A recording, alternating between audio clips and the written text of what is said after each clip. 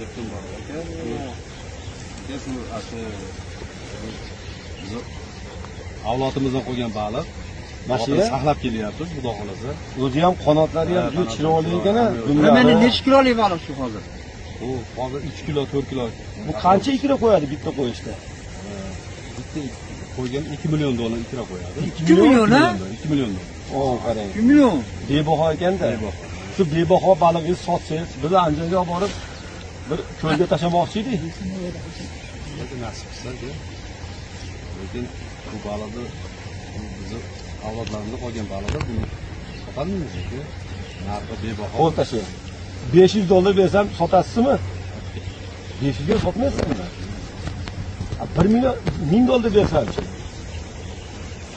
Baliq, turshuvlar, qarang, kelishgan yerini qarang. Voy qarang. Bu hakikaten shirin baliq ekan. Men hozir mana hozir yegan balig'imizdan Yegan balig'imiz o'sha mashina avlodlar. Mana shu oshnam gap qolmasin. 2000 dollar beraylik, olib ketaylik shu baliqni biz ham bola olamiz. Bo'lmaydimi? Hakikaten shirin.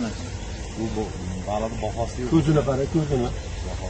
Og'zini ochishini qara, ancha-muncha baliq bunaqa og'iz ochmaydi. Keling bitta narsa, ketamiz. 3000 beramiz.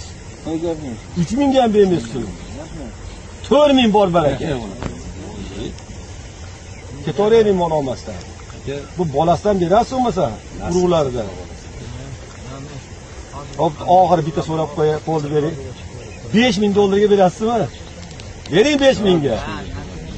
Mana shu Ulug'norda Orzuxon aya baliqchilik xo'jaligida Asadullo shunaqa baliq bor ekan. Gap bo'lishi mumkin emas, endi nasib ekan boshqa kelamiz. Suvga qo'yib yuboramiz endi buni.